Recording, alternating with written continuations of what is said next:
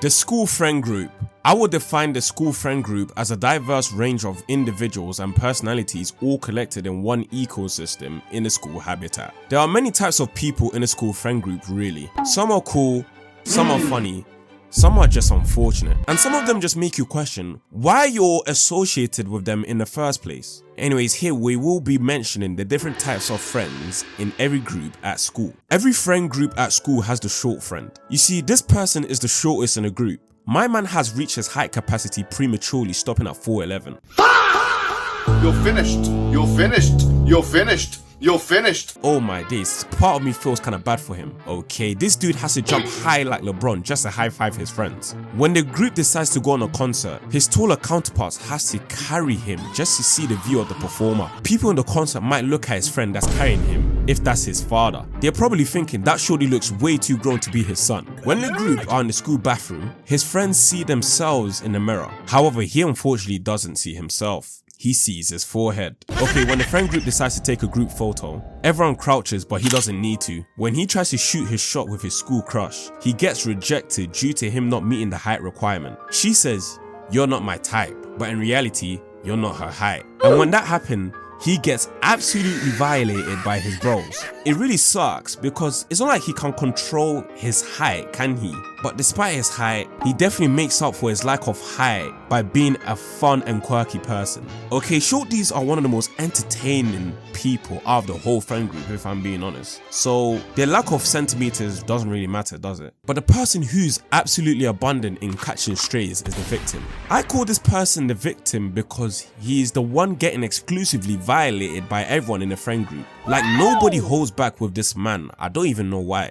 This guy could be doing anything like eating a banana or a sausage or drinking water and everyone will be on his case. Like sometimes it is funny, but in other instances, they just take it way too far, you get me? Like talking about his mum is a bit crazy, I can't lie. Like allow the guy. He's kind of a punching bag rather than a friend at this point. Sometimes when you see this dude getting treated like that in his friend group, you question why is he even friends with these people in the first place. They are literally using him as a punching bag for their own entertainment. I can't even lie to you, my brother. They ain't your friends, they are your tormentors. The victims in these situations might be like, "It's not that deep, bro, it's just jokes." But it is deep, as you're getting deeper and deeper in the violation gutter. You gotta leave these clowns at all costs, man.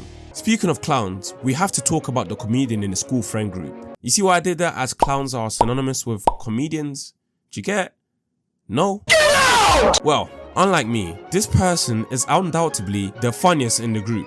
They never fail to make the whole friend group nearly start crying of laughter. Okay, I can remember instances of me and my friends, comedian included, sitting at the back of the class and the comedian would start trolling the teacher and we couldn't help ourselves but laugh hysterically. Of course, we got detention after school after that. But they just make our days, man. They're just funny as hell, I can't lie. Now, there are two types of comedians in the school friend group. The ones who are just naturally funny, like anything they do or say unintentionally just makes you laugh. For example, look at the way my man is holding his phone. Come on!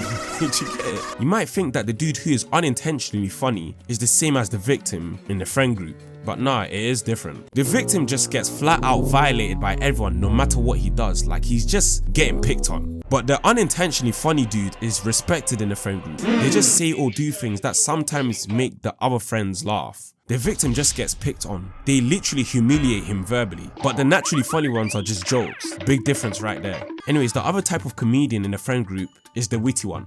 You know, they know their way with words and they know what to say to make their friends laugh in any context. Their wittiness is S tier, I must say. These are the types of friends that everyone needs in their friend group at school. They're just the light in the hell known as school. Next is the donut. Donuts is another way of saying the dumb one. This friend is low on everything. Low IQ, low grades, low set, low GPA. Like it doesn't get any lower with him, if I'm being honest with you. They find it hard to understand simple concepts. They are always failing the easiest tests, always asking for help on the easiest questions. Okay, he's the type of guy to fail his homework even if he has the answers right in front of him. And it's not just school and academics they're failing at. They bring their bottomless pit behavior to the friend group outside of school, asking stupid questions like, "Can you see without your glasses?" or "Is water wet?" See, every person in the group has to treat this dude like a 4-year-old because they are mentally, if I'm being real. Like sometimes when they open their mouth, you can't help but to think, "You're a Donut, you're so stupid.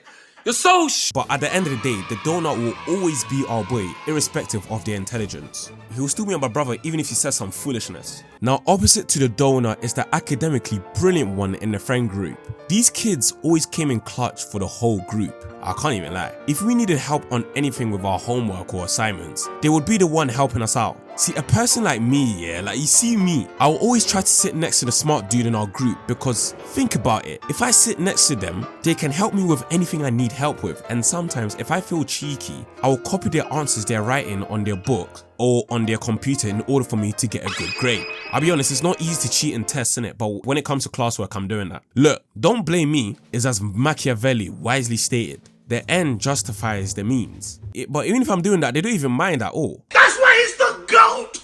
The GOAT! Excuse my meat riding, I don't swing that way. But they make sure everyone in their group passes. They're really S-tier people. See, this person is maybe academically smart, but I'm street smart, you get me? The smart person in the friend group are chill and likable. They're also very highly respected in the group, as they basically completed the game of school flawlessly. Next is the group leader. The group leader is the person everyone looks up to in the group. They manage the pack and they call the shots on what the group does, where they go and who to recruit. They are the founders of the friend group as well. They set the tone of how the group is going to be. If the school group is a bunch of troublemakers at school, it's because the founder is a troublemaker. The friend group's conversations is always about them or their interests specifically. Everyone in the school friend group goes to the leader about the decisions. He is often the one responsible for the plans, meetups and gatherings of the group. Sometimes they even have to monitor their friends to make sure they don't do some foolish things while they're out. Okay, they are friends on paper, but in reality, they are the parent of the group. He tries to include everyone in the group to feed off each other. I would say the group leader is essential to the pack. Without him, then is it a friend group at all? Last but not least is the glutton. They will eat anything and everything. These are the type of friends that are in the school canteen when you don't even realize it. They're already there. When the group is sitting down at the canteen, the moment they've been served their food, they finish it in a minute and always beg for your food. Always asking, you gonna finish that or nah? When you barely started eating. Like, my guy, chill out and let me eat my food in peace. Okay, even though they're well fed, they still suffer from hunger. They can smell someone open a crisp bag from across the entire school. They always have snacks on them at all times, even during class, and they still repeat, I'm hungry 24,377 times. Okay, they are the culprits on why the school bathroom is so disgusting, innit? Okay, the last thing they would rather do is fast. They would rather eat fast food than fast. They will literally cut off the entire friend group if one of them tells them to fast. Anyways, let me know, no, don't let me know who I forgot in the comment section.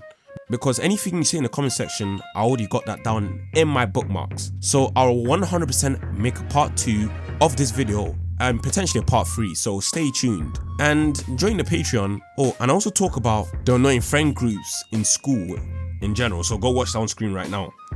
Cheers.